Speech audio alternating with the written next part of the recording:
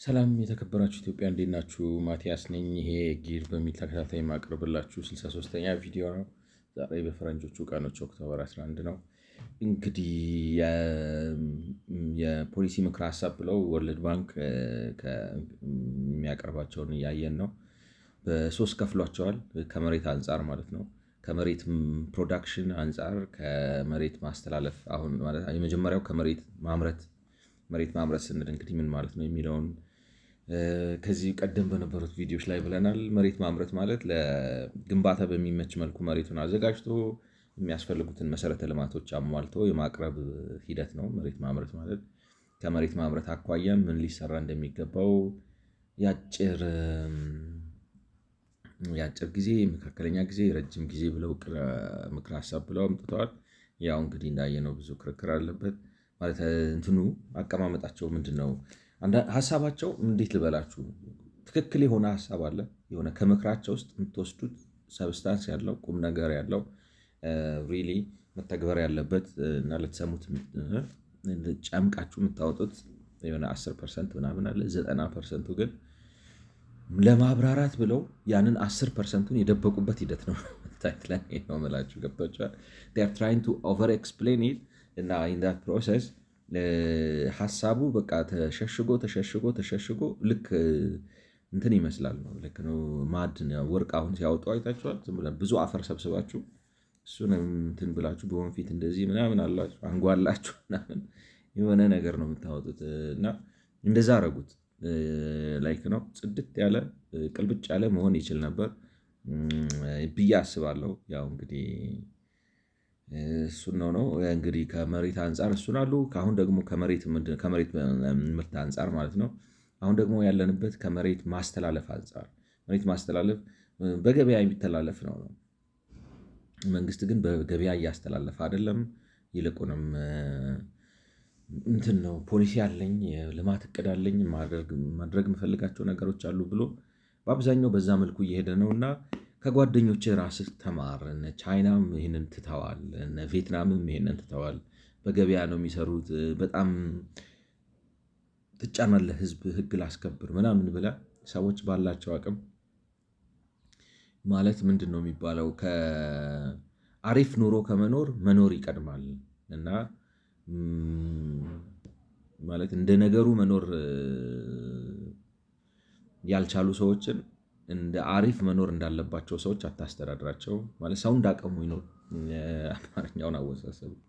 ሰው እንዳቀሙ ይኖር እና አጉል ስትሪክት አትሁን ህግ ስታስከብር። ማለት ይሄ በከተማ ፕላን ደግሞ ፕላን እንዳለው ሰው ማለት ነው። በከተማ ፕላን የግንባታ ሬጉሌሽን ኮድ ማለት ሬጅስትሬሽን፣ ሬጉላራይዜሽን ወዘተ ጠባቡ የሚፈቀደው ቦታ እንደዚህ ነው ምናምን አሰፋፈራችሁ ምናምን እያልክ ሰው አታስጨንቅ። እንዲያውም በቪየትናም አላየህም ወይ? ሰዎች 25 ካሬ ሜትር ራሱ ገንብተው ሲኖሩ እየተፈቀደላቸው ነው። እና እነሱ እንግዲህ ከአንተ ተሽለው የቤትነት ችግርን ፈተዋል። የቤት ማጣትን ችግር ፈተዋል። መፍታትን ብቻ ሳይሆን በቪየትናም አሁን ለምሳሌ ደሳሳ ሰፈር በጣም ማለት ኢኮኖሚያቸው በጣም በፍጥነት ነው ያደገው። አይታችሁታል። ግራፉ ትራጀክተሪ ያለው ከ2015 ጀምሮ ወደ ላይ ነው የተተኮሰው። የኢትዮጵያ ትራጀክተሪ ደግሞ እኔ ይመስለኛል የኢትዮጵያውን ጂዲፒ ፐር ካፒታ ግራፉን ፈልገን ብናገኘው ከ2001 ጀምረን አሁን 2025 ድረስ ብንል የሆነ ጊዜ ትንሽ ተስተካከለ። ከዛ ደግሞ እንደዚህ የሆነ እንደዚህ አይነት ነገር የሚሆን ነው የሚመስለኝ ነው የምላችሁ። እንደዚህ አይነት ነገር የቪየትናም ግን እንደዚህ ብሎ እንደዚህ ነው ሄደውና ይሄ ጋፑ ይታያቸዋል።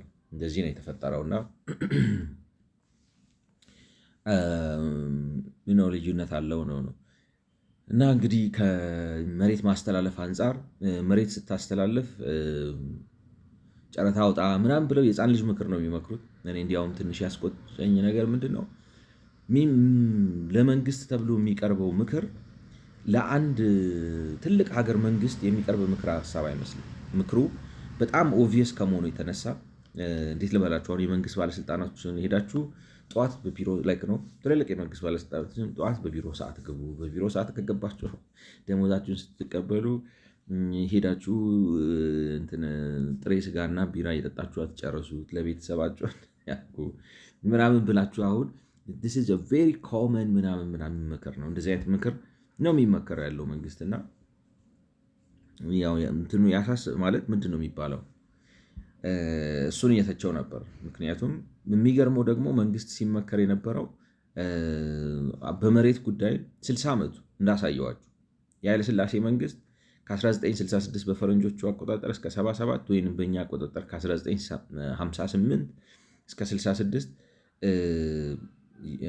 ሲዳ የሚባለው የስዊድን ተራድኦ ድርጅት፣ ዩኤስኤድ የሚባለው የአሜሪካ ተራድኦ ድርጅት፣ አንድ የሆነ ሌላ ወርልድ ባንክ ራሱ ወርልድ ባንክ ሆነው እንትንህን የመሬት ህግን አስተካክለው ለሰዎች መሬት ይስሩ፣ ፕሮዳክቲቭ ይሁኑ።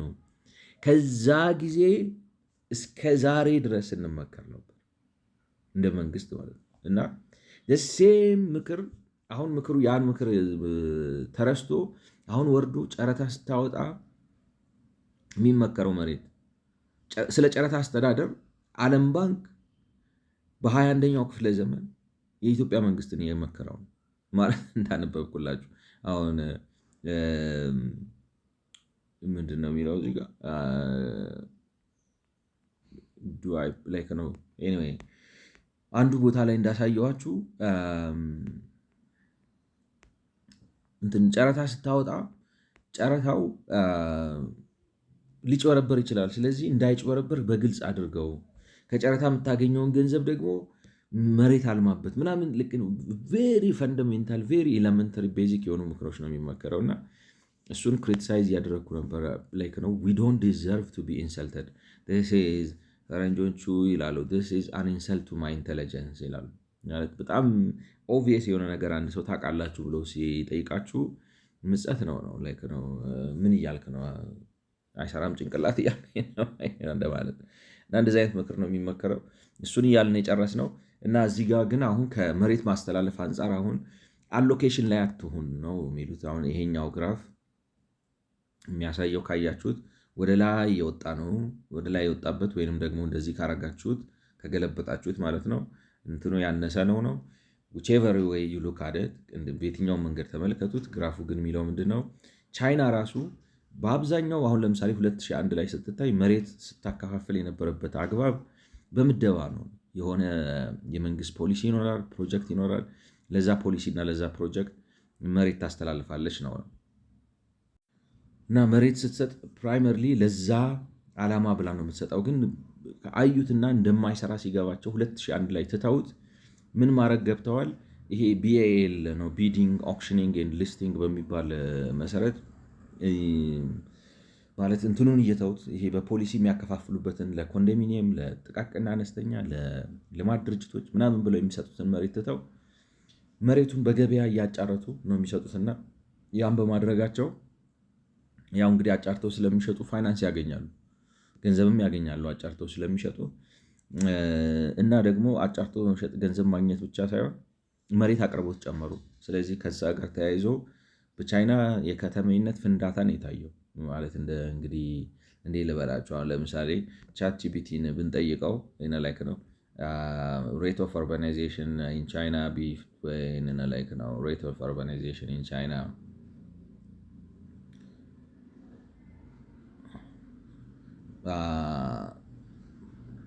like no rate of urbanization in China between 2001 and ይሄን ስንት ላይ ነው ያቆሙት 2014 ወይንም እስካሁን እንዳለው እናርግና ምን ያህል ወደ ከተሜነት እንደተለወጡ ባለፈው 20 ዓመት ውስጥ ማለት ነው።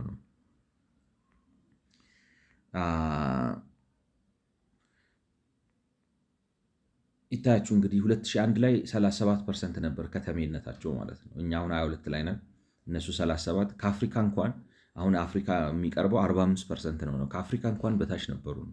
ከአብዛኛው የሰብሳሃራን አፍሪካን ፐርሰንቴጅ ሲወጣ አሁን IMF እና IFS የሚለው ዴታ ላይ እንዳየ ነው አርባናይዜሽን ከሳሃራ በታች አማካዩ 45 ነው። ቻይናዎቹ በ2001 37% ነው። ስለዚህ 63% የሚሆነው የሀገራቸው ህዝብ ገጠር ውስጥ ነበር የሚኖረው ቻይናዎች በ2001 2010 ሲደርሱ 49 ያደረሱት 42% ነው የጨመረው 12%። በስንት ጊዜ ማለት ነው? በ10 ዓመት ውስጥ 12% ከተሜነት ጨመሩ። 15 ላይ 55 ገቡ። አሁን ማለት ሊትራሊ እንደዚህ ነው የገለበጡት ነው ሲጀምሩ። ይሄ 35ን በለው 37 ይሄኛው 63 2001 ላይ ይሄ ከተማ ነው በቻይና ማለት ነው። ይሄ ገጠር ነው። 2025 ላይ ስንመጣ ነገሩ ተገለባብጦ ይሄ ገጠር ሆኗል። በፐርሰንት ደረጃ ነው የምላችሁ፣ ይሄ ከተማ ሆኗል። ስለዚህ ፍሊፕ ነው ያደረጉት እና ያን ያደረጉበት መንገድ ምንድነው? መሬት እንዲሸጥ በዚህ ይሄ ፖሊሲ ምናምን ከሚል ዝም ብሎ ገበያውን ስለለቀቁት ብቻ ከተሜነቱን በዚህ መልኩ ገልብጦት እንግዲህ ቀላል አሁን ማለት ምን ልበላችሁ 37% የቻይና ህዝብ ገጠር ውስጥ ነው የሚኖረው ማለትም ስድብ ነው አይደለም?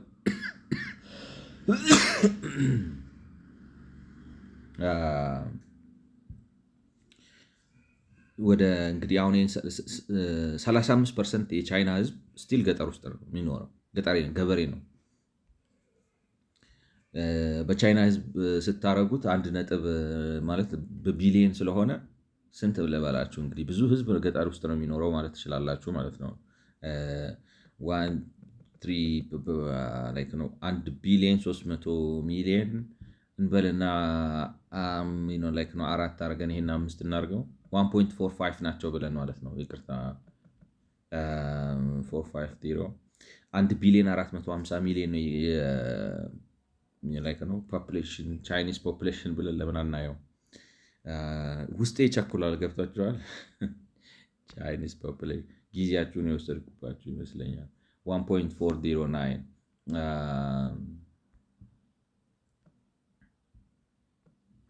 ይሄ ነው የቻይና ህዝብ እንግዲህ አሁን ባለበት ቁጥር። ከዚህ ውስጥ 0.35ቱ ፕሌላ እናደርገው 49 140 ሚሊዮን 1 ቢሊዮን 409 ሚሊዮን ህዝብ ነው የጠቅላላ ፖፑሌሽናቸው። ይሄንን በ0.35 ስታባዙት 500 ሚሊዮን የሚሆን የቻይና ህዝብ ገጠር ውስጥ ይኖራል። በኢትዮጵያ ብታካፍሉት በ130 የኢትዮጵያን ማለት 130 ሚሊዮን የኢትዮጵያን 3.7 እጥፍ የሚሆን የቻይና ህዝብ አሁንም ገጠር ውስጥ ነው የሚኖረው። በጣም ብዙ ነው ማለት ቻይና ወይም ግማሹ የአፍሪካን ህዝብ የሚያክል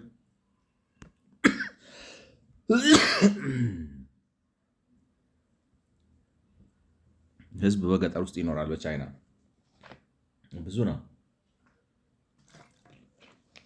ግን ሞስት ኢምፖርታንት ቲንግ ማለት ያ እንደዛ እንዳለ ሆኖ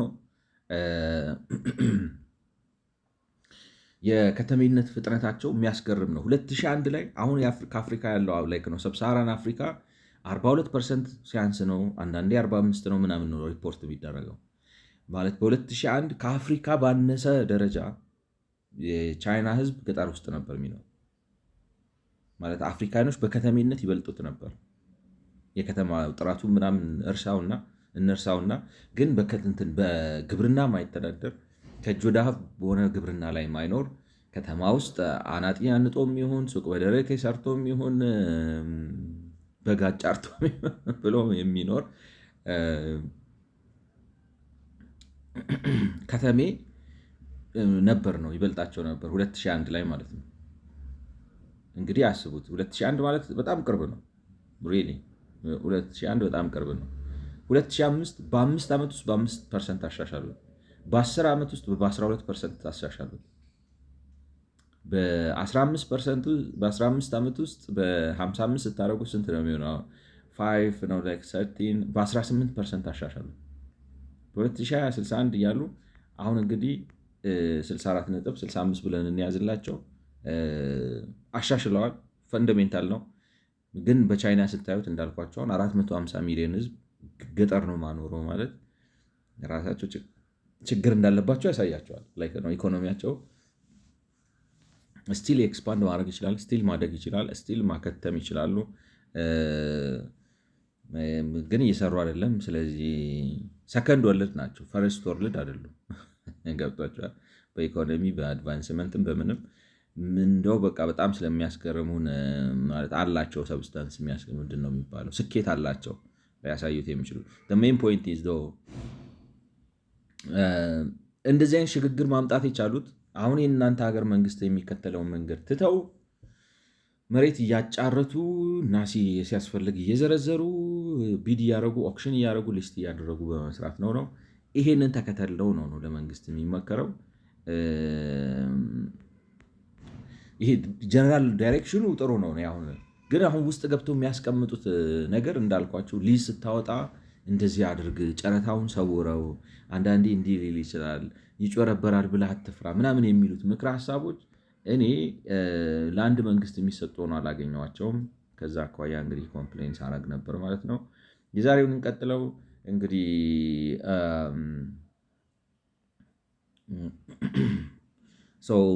ይህንን ጀምረን አያስሄድም ብዬ ነው የጨረስኩት። ምክንያቱም ታይሙ አይበቃም የሚል ነገር እምነት ስለነበረኝ ማለት ነው። ensures that the new land leasehold proclamation will maximize tradability of urban land by clarifying and simplifying lease payment as well as removing market constraint terms and conditions። ስለዚህ አዲስ ህግ ስታወጣ እንዲተላለፍ ማለት ትሬዳቢሊቲውን ማክሲማይዝ እንዲያደርግ አድርገህ አውጣው ነው የአዲስ ህግ ማለት። እንግዲህ በሌላ አማርኛ ምን ማለት ነው? በዚህ ህግ ልትቀጥል አትችልም ይመስላል አይደለም አዲስ ህግ። እኔ ግን የሊዝ ህጉ አይመስለኝም ከአርባ እንዳልኳችሁ ያው የአስተሳሰብ ችግሩ ነው እና ኮንስትሬንቶች ማነቆችን ያነሳ መሬት ለማሸጋገር ከዚህ አሁን ከኮታ ከምናምን ማለት ምን ልላችሁ ነው?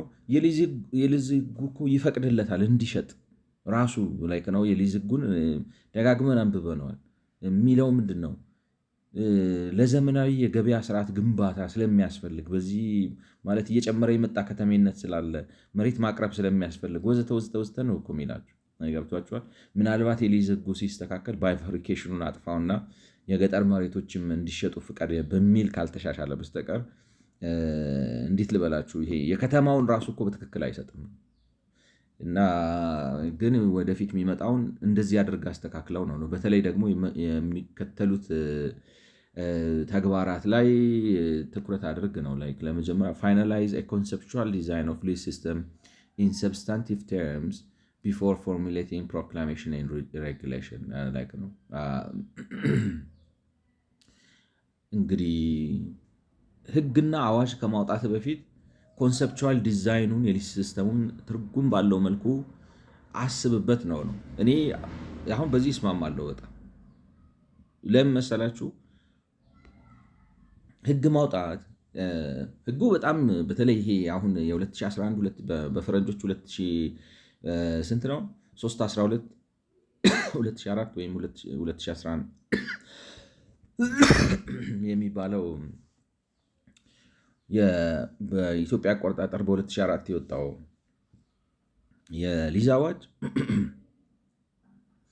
በጣም ተራ ነው ማለት እንትን አይለውም። ራሳቸውን ብለውታል። እንዴት ልበላችሁ፣ ህግ አይመስልም። ሚኒስተሮች ያጠናሉ ብሎ ህግ ያወጣል ወይ? በጥናት ይወሰናል።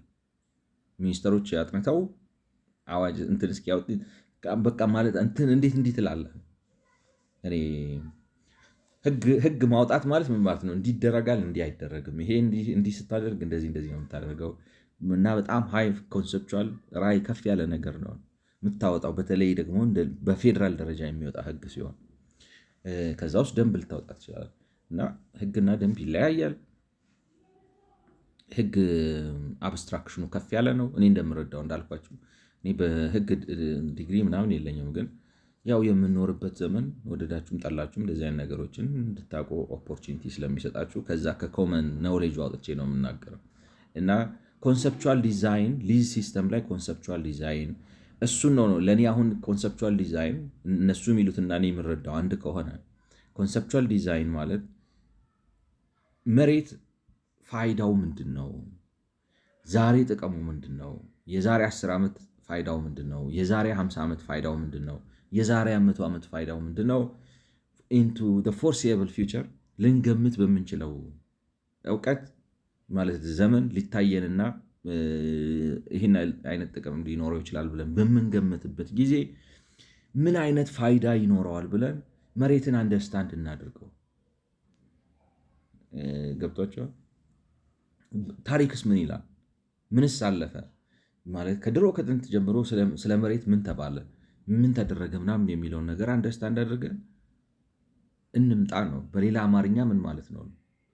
በሌላ አማርኛ መሬት በንብረትነት ይያዝ፣ ይሸጥ፣ ይለወጥ። በቃ አለቀ። ገብቷችኋል? ማለት እንትኗ ጨምቃችሁ ስታስቀምጧት እንድምታዋች ይሄን ስትሉ ብዙ ምክንያት አለ። አሁን ለምሳሌ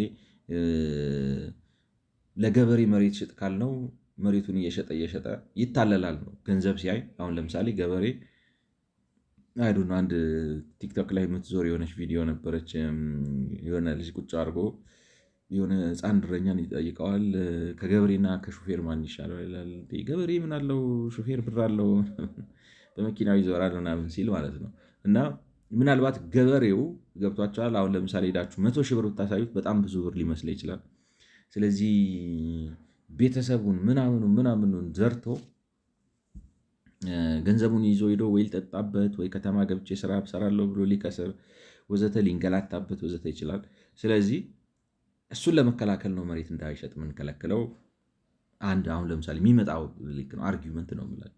ገበሬ መሬት እንዳይሸጥ የምንከለክለው ይታለልና ለትላልቅ ገበሬዎች ሸጦ እነሱ ሀብታም ይሆናሉ። እሱ ግን መሬቱን ሸጦ ባዶ እጁን ይወጣና መጥቶ ወይ ከተማ ገብቶ እንግዲህ ይሄ ያልታቀደ ምንድነው ስሙ ያልታቀደ ስደት አድርጎ ከገጠር ወደ ከተማ በከተማ ላይ ኑሮ ያስወድዳል፣ የኢንፍራስትራክቸር ጫና ይፈጥራል ወዘተ። አሁን ይሄ ማለት የገለማ ነው የሚባለው ብልጽግናም ሆነ ኢህአዴግም ሆነ ምናምን በቃ ፍልሰት አለ ምናምን ከተማ ወርቅ አይታፈስም ምናምን የሚሉት ወሬ አላቸው። እሱን ለመቆጣጠር ነው አንዱ። ለምሳሌ አሁን ከመሬት አኳያ ሊነሳ የሚችል ስጋትና ፍርሃት ማለት ነው። ሌላው በሀገራችን አሁን እያስቸገረ ያለ ምንድን ነው? በአንድ ሀገር እንደምንኖር የማሰብ ችግር ተፈጥሯል። ማለት ክልሎች የተካለሉበት እንትን በቋንቋ በባህል እና ደግሞ ታሪካዊ የኔ ነው በሚባል ለዛውም ግን ታሪካዊም ምንም እውነታ ተጨባጭነት የሌለው ማለት ነው። አሁን እንዴት ነው ኦሮሞ በኢትዮጵያ ውስጥ ይሄንን የሚያክል ክልል የኔ ነው ማለት የሚችለው? የኦሮሞ ታሪክ ያንን ያሳያል? ገብቷቸዋል? በፍጹም አያሳይም። ማለት ኢትዮጵያ ውስጥ የመጨረሻው የመሬት ባለቤትነት ጥያቄ ሊያነሳው የሚችለው እንደ ብሔረሰብ ነው የምላችሁ፣ እንደ ህዝብ ኦሮሞ ነው። ምክንያቱም ከሁሉ በኋላ የመጣው እሱ ነው።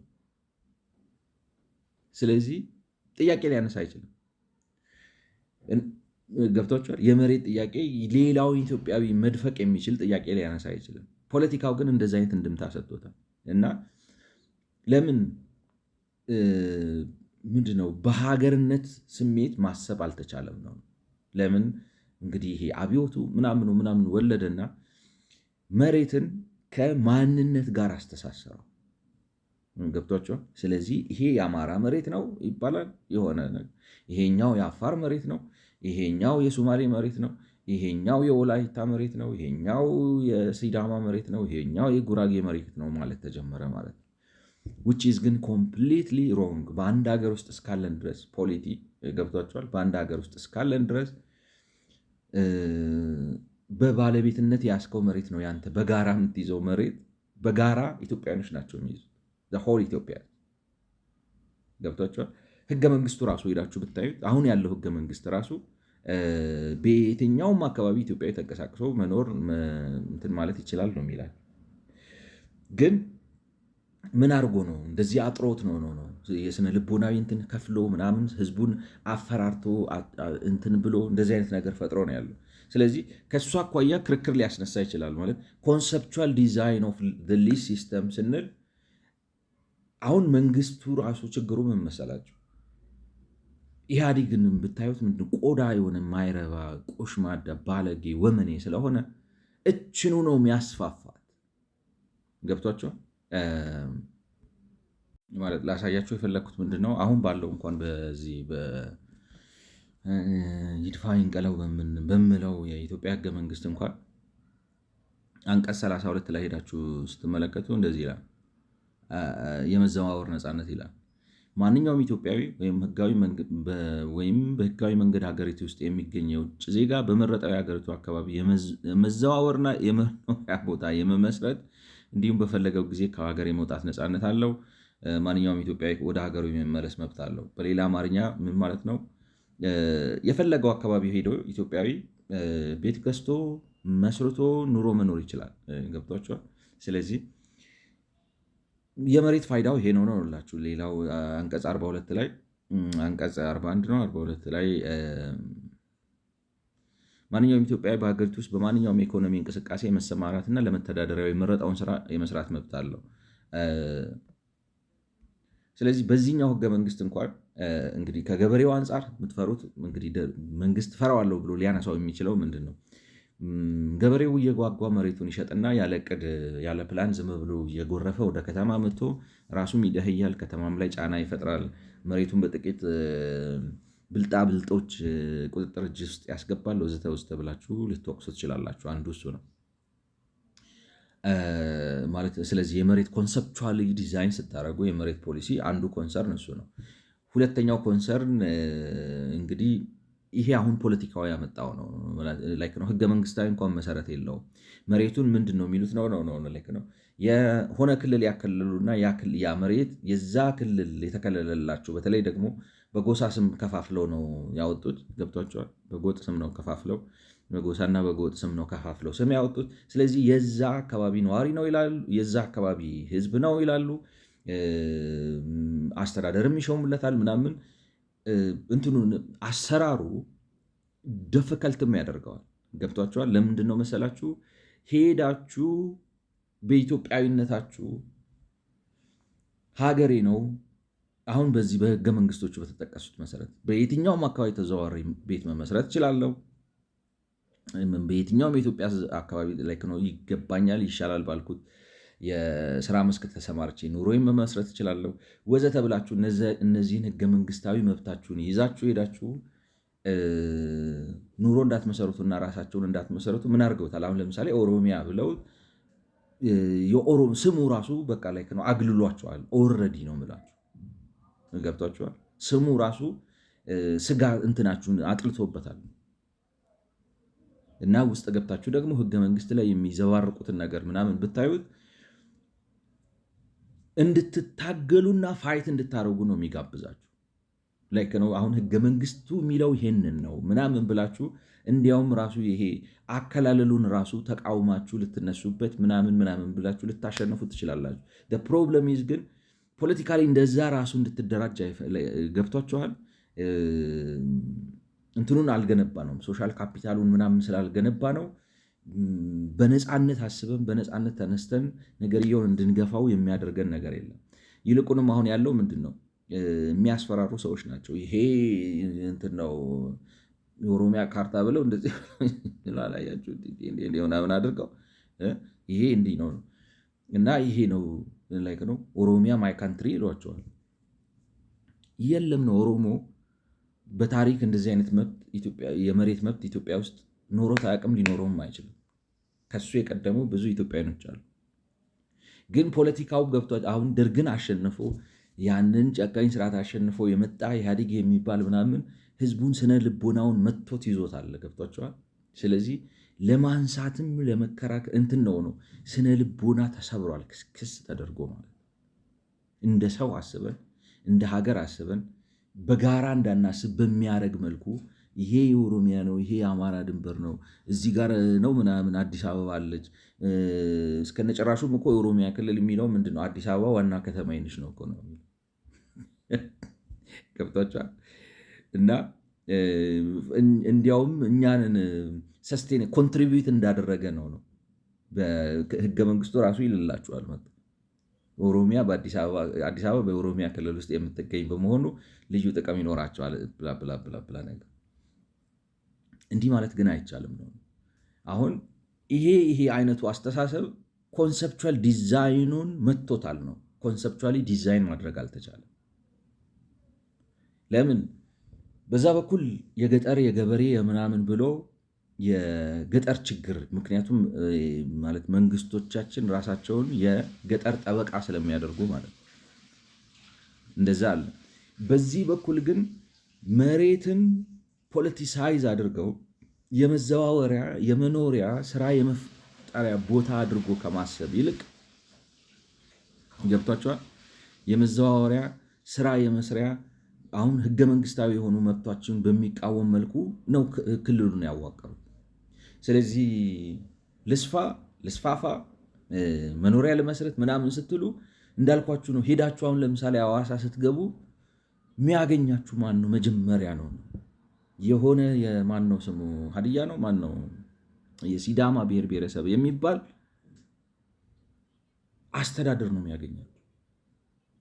ስለዚህ እንትኑን መጥቶት አለባችሁን ራሱ በኢትዮጵያዊነት በሰብአዊነት መሰረት ሄዳችሁ ሐዋሳ ሆነ አሶሳ ሆነ የትም ሆነ መሬት ገዝቼ ተረጋግቼ እንደፈለግኩ መኖር እችላለሁ፣ ስራ መስራት እችላለሁ የሚለውን ነገር እንዳታስቡ።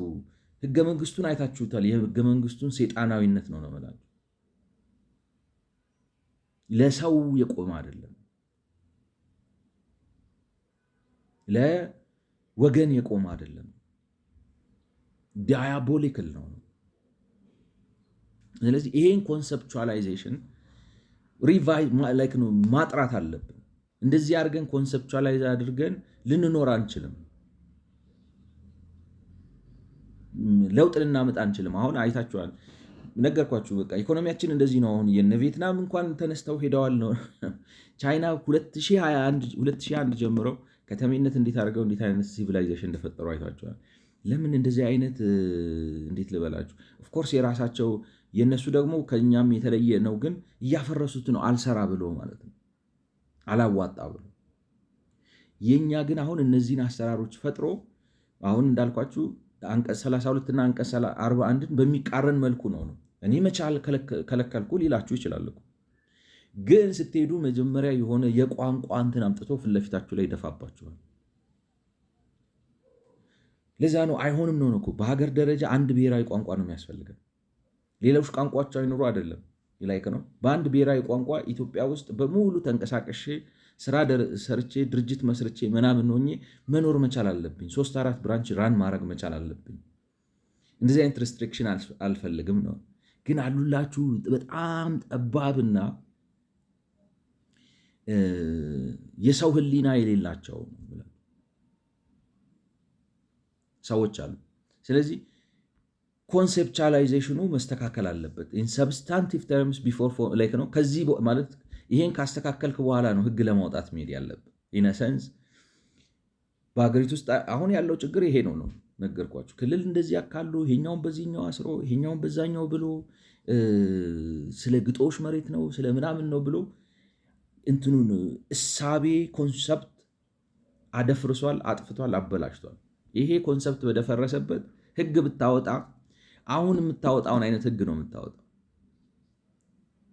አሁን የምታወጣው ይሄ አሁን የምናየው እውነቴን ነው የምላችሁ። አሁን እስቲ ዝም ብላችሁ እንደ አይዱን ነው ይሄ ብልጭልጩ ዝም ብሎ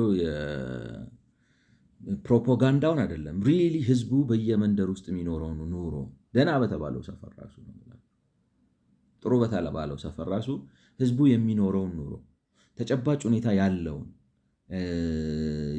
የውሃ ችግር፣ የታክሲ ሰልፍ፣ የትራንስፖርቴሽን ምናምን ታችሁ ብታሳዩት ያን ሁሉ የሚወልደው ምንድን ነው? ይሄ የኮንሰፕቹዋላይዜሽን ጥራት ችግር አለ። ስለዚህ አሁን በኢትዮጵያ ውስጥ ማሸነፍ ያለብን ነው የምላችሁ።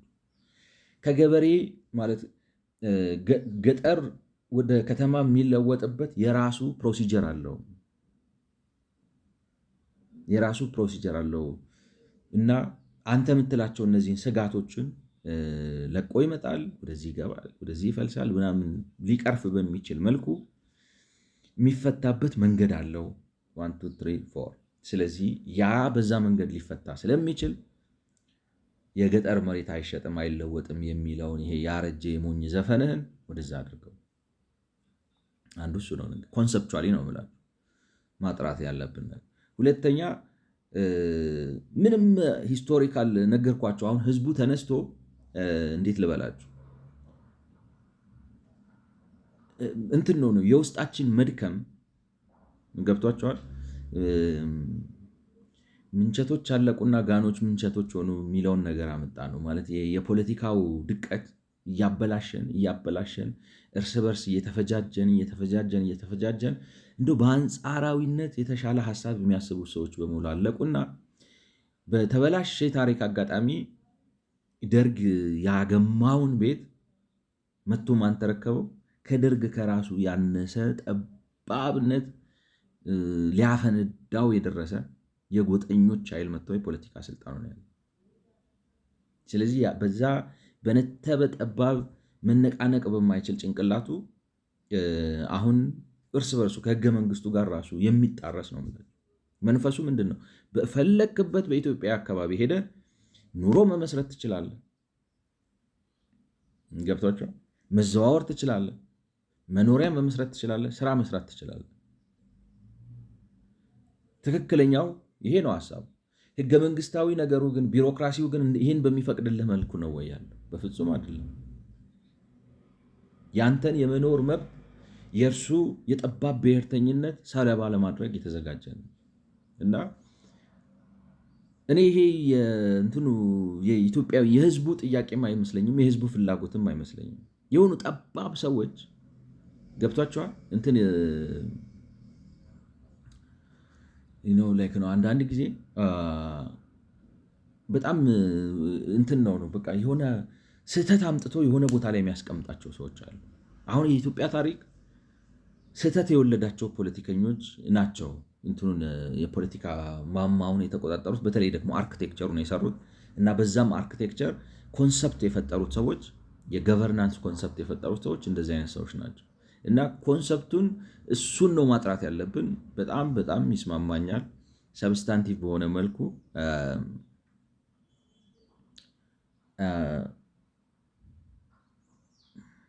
መስተካከል አለበት። ሰብስታንቲቭ በሆነ መልኩ እንደዛ ብዬ አስባለሁ። ስንቀጥል ትላላችሁ ሊዝ ፕራይሲንግ should be carefully formulated for the entire set of typical lease organization cases, like tenders, allotments, conversion of old possession holdings, both authorized, legal and unauthorized, transfers from previous leaseholders, and renewals after lease expiration. Lease pricing should be carefully formulated. አሁን ትልቁ ችግሩ ምንድን ነው መሰላችሁ? መንግስት በዚህ ሀሳብ አልተቃኘም ነው። በዚህ ሀሳብ ማለት ኮንሰፕቹዋሊ ትክክል ስላልሆነ which means አሁን እነዚህን ሁለት ኮንሰፕቶች ካስተካከለን የገጠሩ ችግር በጣም ፍልሰት ፈጥረን ማለት ብዙ ድሃና ከተማ መጥቶ የሚጋለጥ ምናምን እንግዲህ አሁን ይሄ የሶሻሊስት ቲንኪንግ ነገር አለው፣ ግን የመሀይም የሶሻሊስት ቲንኪንግ ነው እና እሱን ከፈታ ነው ማለት ገበሬው ይሸጥ ሲባል ዝም ብሎ ይሸጥ ዝም ብሎ ይንገላታ ባዶውን ይሁን ምናምን አይደለም። ላንድ ሪአጅስትመንት ፑሊንግ ምናምን በተለይ ደግሞ ከግብርናም ጋር ስናያይዘው ለምሳሌ ስናነሳው እንዴት አድርገን ሼር ሆልደር ልናደርገው እንደምንችል ምናምን አስበን ባጭሩ የተፈለገው ምንድን ነው? ሰውየው ካለበት የእውቀት ማለት ገበሬው ካለበት የእውቀት የግንዛቤ እጥረት የተነሳ ቨልነረብል እንዳይሆን ተጋላጭ እንዳይሆንና ራሱን ለብዝበዛ ለድህነት እና ለማህበራዊ ቀውስ እንዳያጋለጥ ነው። ራሱን ድህነትና ለችግር አጋልጦ ብዙ ገበሬዎች ደግሞ እንደዛ በሚሆኑበት ጊዜ ማህበራዊ ቀውስ ይፈጠራል። ማህበራዊ ቀውስ ሲፈጠር እንትንም ሊፈራ ይችላል። ከሰላምና ከደህንነት ከጸጥታ አኳያ ብዙ ዲስአፌክትድ የሆኑ ሰዎች ሲኖሩ የሰላም የምናምን ችግርም ሊፈጥር ይችላል ከሚል ነው።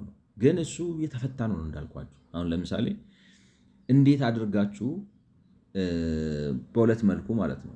ለምሳሌ ገበሬውን በእንትንም ልትለውጡት ትችላላችሁ። አሁን ለምሳሌ በግብርና ስትሰሩ ግብርና መር ኢንዱስትሪያላይዜሽን ብለን ስንመጣ አንዱ ትልቁ ነገር ምንድን ነው? ግብርና ከፍተኛ ግብርና እንፈጥራለን ማለት ነው። ፕሮዳክቲቪቲ እንፈጥራለን። በተለይ ደግሞ ፎሬን ከረንሲ ከመፍጠር አኳያ በጣም አይነተኛ ነው። አንዱ ትልቁ ቻናላችን ነው። በሀገር ደረጃ ጥሩ ጠንካራ የውጭ ምንዛሪ ለመፍጠር ያስፈልገናል። ስለዚህ ገበሬውን ስታነሳውና ለባለ ሀብት ስትሰጠው ልክ አሁን በላንድ ሪአጀስትመንት ብለን ገበሬውን እዛው ቦታ ላይ እንዳለ ትንሽ ቦታ ተሰጥቶት ለምሳሌ ደግሞ ሼር ምናምን እንዲኖረው ተደርጎ ከዛ ከሚለማው አካባቢ ከቦታው ሳይፈናቀል የገቢው ሳይቀንስ ወይም የኢኮኖሚ ጥገኛ ምናምን ሳይሆን ድሃ ሳይሆን ወዘተ ሳይሆን እዛው ተክለ ነው እንዴት አድርገን እንትን ልንለው እንደምንችል ሜካኒዝም አለ፣ አይተናል አለ በላንድ ሪአጀስትመንት እና በላንድ ፑሊንግ ወይም ባስቀመጥ ነው በተለያየ ፋይናንሻል ፍሬምወርክ እንደዛ ይደረጋል። በከተማም ሲዋጥ እንዴት እንደሚደረግ ተመልሷል ነው። ይሄን ከተስማማ ገብቷቸዋል። ደግሞ መተን ይሄ አሁን ለምሳሌ ሊሆን አይችልም ነው በቃ ክልል ይሄ ክልል የኔ ነው ብሎ አንድ የሆነ ንዑስ ማህበረሰብ ሊያጥር አይገባም፣ አይችልም ነው። ይህንን እንደ ሀገር ተስማምተን መከስከስ አለብን። ሀገር የጋራ ነው። ገብቷቸዋል። በየትኛውም አካባቢ አንድ ኢትዮጵያዊ ምንም ባይተዋርነት ሳይሰማው ገብቷቸው በኢትዮጵያዊነቱ በየትኛውም የኢትዮጵያ አካባቢ ሄዶ መሬት ገዝቶ ንብረት አፍርቶ ሰርቶ መኖር መቻል አለበት። ይህንን ለማለት ያክል ዝም ብሎ አምጥቶ በህገ መንግስት ውስጥ የሆነ ቦታ መሰካትና መወርወርና እዚህም እዛም ዘርዝሮ አስቀምጦ መሄድ ሳይሆን የህገ መንግስቱ አንኳር ሀሳብ እናደርገዋለን። የህገ መንግስቱ አንኳር ሀሳብ እናደርገዋለን። አንኳር ሀሳብን ብቻ ማድረግ ብቻ ሳይሆን ህገ መንግስቱ የሚዋቀርበትም መሰረት ቤስስ እሱ ይሆናል። ይሄንንስ እንዳያደናቅፍ ማንኛውም የክልል አደረጃጀት በሉት የከተማ አስተዳደር በሉት ወዘተ ይሄንን ኮንስትሬንት በማያረግ መልኩ በማያደናቅፍ መልኩ ለማንም ሙርጋጥ እድል በማይሰጥ መልኩ ያስቦካኳቸዋል ነው እኮ አይደል? ሰዎች አሁን የሚሉ ነው የኮ የእንትን ክልል ነው የአባቶቻችንን እንትን ነው ወራችሁብን እኮ ነው ወስዳችሁብን እኮ ነው ቀምታችሁን እኮ ነው እንትና እኮ ነው የወሰደብን የሚል የሆነ የሞተ ጨምላቃ ሎጂክ አላቸው። እንደዚህ አይነት ሰዎች አፋቸውን መክፈት እንዳይችሉ ሌላው በማንኛውም በኢትዮጵያ አካባቢ ተዘዋውሬ ሰርቼ ንብረት አፍርቼ መኖር ፈልጋለሁ የሚለው ሰው አፉ እንዲከፈት ቀንዱ ከፍ ከፍ እንዲል ማለት ነው። በእነዚህ በውርጋጦች ላይ ነው ማለት ምንም አታመጣም። የአባትህ ርስት አይደለም፣ መሬት ነው። ገዛዋለሁ፣ ቤት ሰራበታለሁ፣ ፋብሪካ ከፍትበታለሁ፣ እኖርበታለሁ፣ አፌን ከፍታለሁ ብትል ካልሲ ይከተትበታል አፍ በሚልበት ሁኔታ እንደዛ ነው መምጣት ያለበት። አሁን እኮ ህገወጥነት ህጋዊ የተደረገበት አሰራር ህገ መንግስቱን አሁን እንዳሳየኋችሁ አንቀጽ 32 41 ላይ ተዘዋውራችሁ መኖር ትችላላችሁ፣ ተዘዋውራችሁ ንብረት ማፍራት ትችላላችሁ ብሎ ይላችኋል። ግን በብዙ የማይረቡ አደረጃጆች አሰራሮች ምን ያደርገዋል? ይሄንን ሐሳብ ምንድነው እንዳያማ ጥራ እንዳይበላ ግፋው የሚባለው የለም። እንደዛ አይነት አድርጎ ነው ያስቀመጠው ህገ መንግስቱ። ስለዚህ ህገ መንግስቱን ሪኮንስቲቲዩት አድርገ ነው ኮንሰፕቹዋሊ ማለት ነው ሰው ኢትዮጵያዊ የሆነ ሰው እንዲያውም የውጭ ዜጋም ነው የሚለው ኢትዮጵያዊ የሆነ ሰው በየትኛውም አካባቢ ሄዶ ቤት ገዝቶ መኖር መቻል አለበት። የሚዋቀረው ከታች ምን ልበላችሁ ከቀበሌ አንስታ የምትዋቀረው የመንግስት አደረጃጀት በቀበሌ ከዛ በኋላ በወረዳ ከዛ በዞን ከዛ በክልል ከዛ በሀገር ደረጃ የሚዋቀረው አወቃቀር ይሄንን ፕሮቴክት እና ዲፌንድ ለማድረግ ከማንም ነው የምላችሁ ሀገር ነን ካልን ነው ኔሽን ነን ካልን ይሄን ማድረግ መቻል አለብን። አድርገን ሰፈሬ ነው አካባቢ ነው አንተ ከዛ መተኛ አካባቢ እንትን ገዝተ እንደዚህ ብለህ ተክለ ምናምን የሚለውን ሰው በህግ ነው የምላችሁ ህጋዊ ዋስትና መስጠት መቻል አለበት። ምንም ሊያመጣ እንደማይችል እንዲህ በማለቱ ራሱ አሳሩን ሊበላ እንደሚችል ማሳየት መቻል አለበት። ያንን ኮንሰፕቹዋል ዲዛይን ኢፍ ዊ አግሪ አፖን ዳት እና ሪኮንስቲቲዩት ካደረግነው ያ ምን ያስከትላል መሰላችሁ? በቃ መሬት ይሸጣል፣ ይገዛል፣ ይተላለፋል። እዚህ ላይ ምናልባት ሰፕላንት ማድረግ ያለብን ነገር እንዳልኳችሁ እንትን እንዳይፈጥር የንብረት ባለቤትነት መብት የምንፈልገው መብቱ በራሱ ምንም ስለሆነ ሳይሆን የንብረት ባለቤትነት መብት ለዜጎች ህይወት ዳቦ መሆን ስለሚችል ነው፣ ቤት መሆን ስለሚችል ነው፣ ስራ መሆን ስለሚችል ነው ወዘተ ነው። የዛ ግን እንቅፋት የሚሆንበት ጊዜ አለ፣ አንዳንድ ጊዜ ተለጥጦ ማለት ነው። እንደዛ በሚሆንበት ጊዜ መንግስት ለልማት በሚያስፈልግ ጊዜ ሰዎችን ካሳ ከፍሎ ሲቻል ተለዋጭ ቦታ ሰጥቶ ሊያነሳቸው እንደሚችል ስምምነት እናስቀምጣለን። ዴን ኢፍ ዊ አንደርስታንድ ዳት መሬቱ ምን ይሆናል ከዚህ ውጭ ነው ብላችሁ አይሄድ ስለተጠቀምንበት አያልቅ፣ በሱ ሳንጠቀም ልንኖር አንችል። ገብቷቸዋል። ስለዚህ ወደ ጎን ተስፋፍተን ስንጨርስ ወደ ጎን የምንስፋፋበት ቦታ የለም ካለ ወደ ላይ እንስፋፋለን። ገብቷቸዋል። ሰስቴን ሊያደርገን አልቻለም ምድሩ ካልን ማለት ነው። which is a very very very long thing ማለት በጣም ከረጅም ጊዜ በኋላ የሚከሰት ነገር ነው ያ። ስለዚህ እነዚህን ኮንሰፕቹዋሊ ከተስማማን በኋላ አሁን መተን leasing pricing should be carefully formulated for the entire typical lease origination cases such as በጨረታ ሲቀርብ፣ በኮታ ሲሰጥ፣ ወይንም ደግሞ ከድሮ ከባለው ይዞታ ወደ ህጋዊነት ሲለወጥ፣ ወይንም ደግሞ ህገወጥ የሆኑ ሰፈራዎች ወደዚህ ሲገቡ፣ ወደ ህጋዊ አሰራር ሲገቡ፣ ከቀድሞ ሊዝ ወልደር ያዦች ወደ አዲስ ሊዝ፣ ከቀድሞ የሊዝ ባለቤቶች ወደ አዲስ ሊዝ ሲተላለፍ፣ ሲታደስ ወዘተ ዋጋው አቅምን ያገናዘበ መሆን አለበት። ዝም ብለህ አትቆልለው። በሊዝ ማለት በውድድር ነው በምናምን ብለህ ዋጋ አትቆልል። መጀመሪያ እንደዚህ ማድረግ አለ። አሁን መሬቱን በዚህ መልኩ ኮንሰፕቹዋሊ ዲፋይን አድርገነው ከጨረስን ሲከፋፈል የዋጋ ግሽበት ፈጥሮ ጥቂት ሰዎችን ብቻ ተጠቃሚ እንዳያደርግና ሌሎቹን እንዳያገል ነው። ገብቷቸዋል። ውድ ዋጋ እንዳያመጣ። አሁን ለምሳሌ በሺንሺን በተባለው በቻይናው ቦታ ላይ ያነሳነው ምንድን ነው? ሺንሺን በሚለው የቻይናው ቦታ ላይ የተነሳው በማህበር የሆኑና ከዛ ኋላ ማለት ነው የገበሬ ማህበር የነበረው አክሲዮን ማህበር ያደርግና ራሱን አክሲዮን ማህበር ሆነው ከአካባቢው ላይ የተወሰነውን ቆርሶ ይሸጥና አካባቢው ከለማ በኋላ የቀረው ላይ ራሱ ወይ ግንባታ ገንብቶ ማለት ከለማው ጋር አብሮ ሪል ስቴት ቫልዩን ካፕቸር ያደርጋል ወዘተ ወዘተ። እንደዛ ስታደርጉት ግን እኔ አሁን ስፔኩሌሽን ዋጋ መጨመር ምናምን ሊያመጣ ይችላል። ገብቷቸው ሊያመጣ ይችላል። ቢሆንም ግን ስቲል በገበያ ዋጋ ስለሆነ ማለት በሀገር ደረጃ ስታደርጉት ሁሉም መሬት ሻጭ ይሆናል። ሁሉም ግንባታ ስለሚፈልግ፣ ምክንያቱም መንደሩ ሁሉ እየከተመ ሲሄድባቸው እርስ በርሳቸውም ይወዳደራሉ። ስለዚህ ያኛውም ይሸጣል ይሄኛውም ይሸጣል። ነገር ግን ያኛውም ሸጠ ይሄኛውም ሸጠ እንትኑ ለምሳሌ ስትሸጡ ለመንግስት 70% ለራሳችሁ 30% የምትወስዱ ከሆነ እዚህ ጋር የሊዝ የመጀመሪያ የሽያጭ ዋጋው ይገባል ማለት ነው አይደለ? ስትሸጡ ከዛ በኋላ እዚህ ጋር አልሚው ሲያለማ እንትኑ ይገባል፣ የአልሚው ደግሞ ይገባል። ኦፍሳይት ኦንሳይት ኮንስትራክሽን ሲሰራ ማለት ነው። እሱን ከሰራ ደግሞ በኋላ እዚህ ጋር የፕሮፊት ማርጂን ይኖረዋል። ስለዚህ ይሄ ፕሮፊት ማርጂን ኮምፕሊትሊ ስፔኩሌቲቭ ነው። ስፔኩሌቲቭ ነው ማለት ምን ማለት ነው?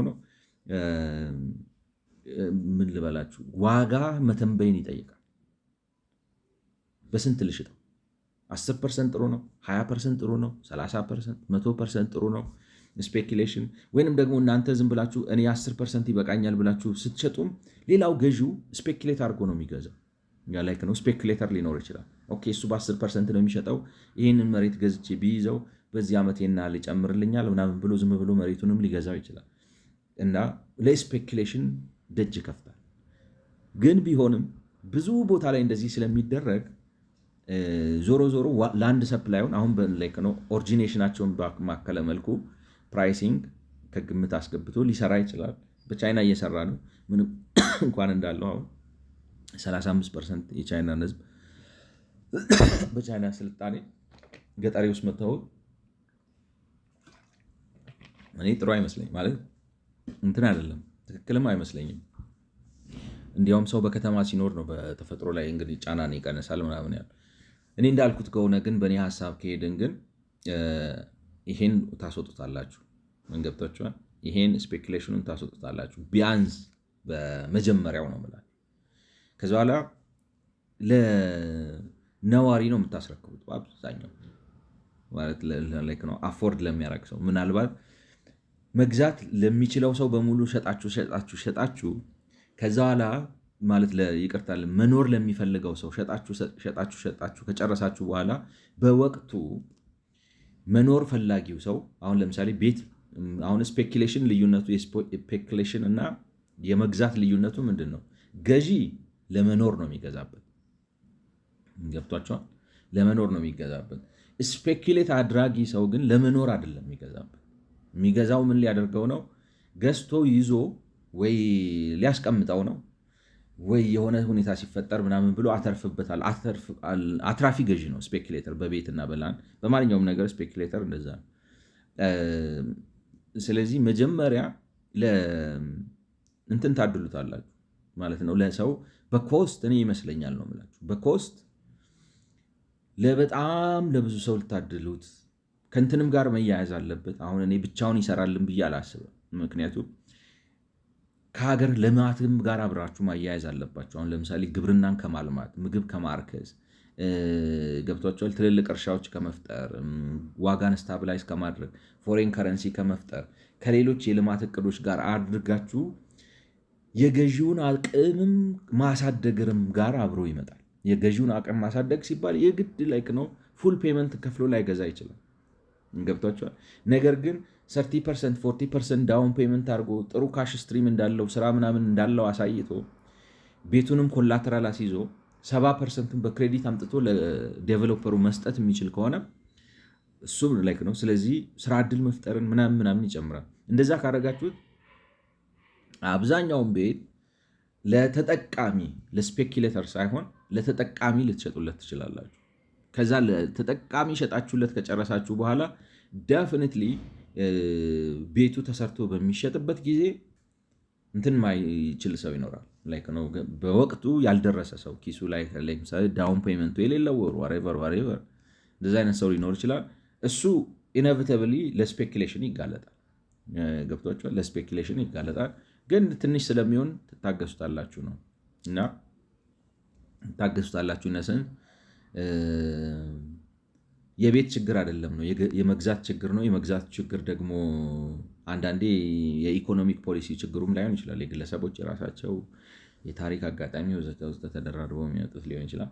ግን እንዳልኳችሁ ኮንሰፕቹዋል ዲዛይኑ ላይ ህግ ከማውጣታችን በፊት ማለት አሁን ዋጋ የሚቀንስ ምናምን ብሎ ህግ ማውጣት መጀመሪያ እንስማማ ነው። መሬት መሸጥና መገዛትና መለወጥ አለበት። ለምን ዜጋው እየዞረ በፈለገው አካባቢ ኑሮ መስርቶ ቤት ሰርቶ ራሱን አክብሮ መኖር አለበት። ይሄንን ለማድረግ ደንቃራ የሚሆንበት ህገ መንግስታዊና ህጋዊና አደረጃጀታዊና ፖለቲካዊ እንቅስቃሴ ካለ እንደ ህዝብ እንደ ሀገር ማሸነፍ አለብን። እነዚህን ሰዎች ላያዳግሙ በኢትዮጵያ ታሪክ ማሸነፍ አለብን።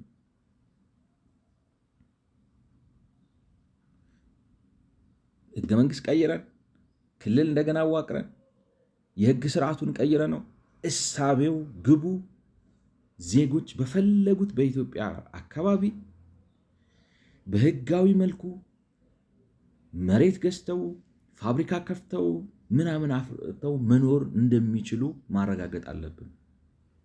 ይሄንን ካውንተር የሚያደርግ ማንኛውም ሰው የሀገርና የህዝብ ጠላት ነው ብለን ማሸነፍ አለብን። ሐሳቡን ራሱ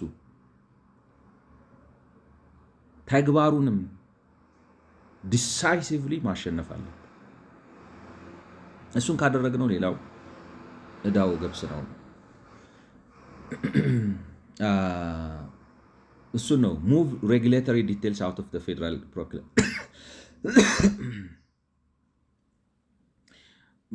አሁን እንግዲህ እንዳልኳችሁ እኔ አብረን አይተናል። አይዶን ነው ምን ያህሎቻችሁ እንደምታስታውሱ የሊዝ አዋጁ እውነቴን ነው የምላችሁ በደንብና በህግ መካከል ያለውን ልዩነት ራሱ የሚያውቅ አይመስልም። ዘብዛባ ተብታባ የሆነ እና እኔ ይህንን አላነበብኩትም። አሁን ስል ያንን ስል ማለት ነው ዝም ብዬ አብረን ካየነው ከማየው ነገር እንዲህ እነዚህ ሰዎች እኔ እንዳልኳቸው አምናት ሌጋል ኤክስፐርት በህግ ዲግሪ ማስትሬት የለኝም። ራሴን አስተምሬ ያወቅኩትን ነገር ተነስቼ ነው እንደዛ ምለው።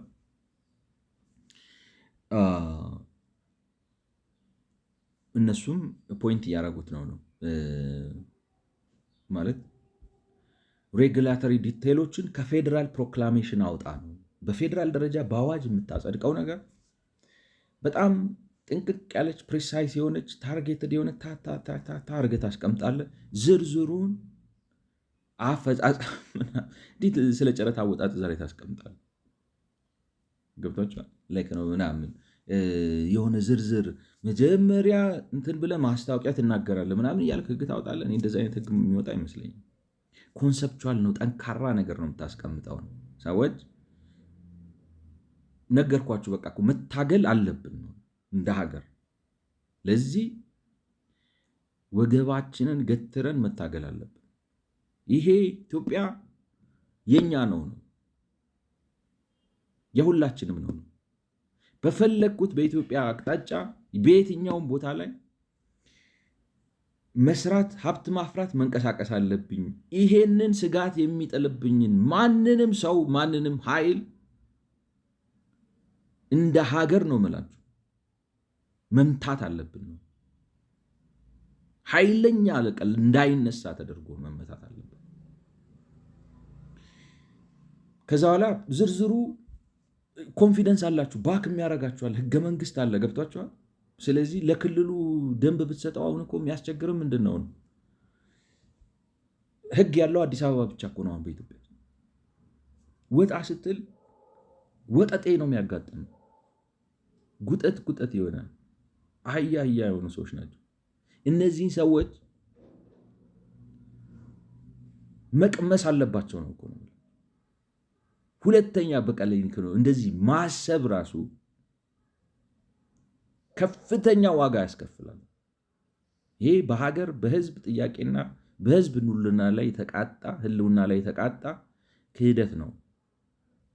በኢትዮጵያ ውስጥ በፈለገው ቦታ አንድ ሰው ኮንፊደንስ ተሰምቶት ሀብት ማፍራት አለበት። ይሄን እንዳይሆን ያገዘ ባለሀብት ቢኖር ነው የምላችሁ፣ ያገዘ የውጭ ዜጋ ቢኖር ነው የምላችሁ፣ ያገዘ የመንደር ጎረምሳ ቢኖር፣ ያገዘ የፖለቲካ ድርጅት ቢኖር ማንነታችንን ማሳየት አለብን። አንተ ወመኔ ዱርዬ ባንዳ ተብሎ ማለት ነው። ያን ካረግን የኢትዮጵያን ትንሣኤ ማረጋገጥ እንችላለን። ስለዚህ ፖለቲካው